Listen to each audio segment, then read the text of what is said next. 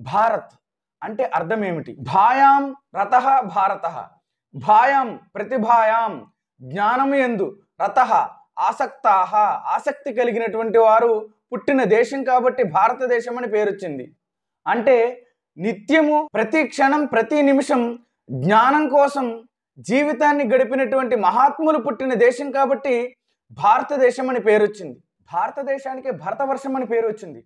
అది ఎలా అంటే వృషభదేవుని యొక్క కుమారుడు జడభరత మహారాజు భారతదేశాన్ని సుభిక్షంగా పరిపాలిస్తూ ఈ లోకంలో దుఃఖకరమైనటువంటి కామక్రోధాదులను, ఈర్ష్య అసూయ ద్వేషాలను, అజ్ఞాన వ్యామోహాలను విడిచిపెట్టి అవి అశాశ్వతములను గ్రహించి శాశ్వతమైనటువంటి నిత్యము ఆనందాన్ని కలిగించేటువంటి జ్ఞానాన్ని సంపాదించి ముక్తిని పొందాడు జ్ఞానభరతుడు.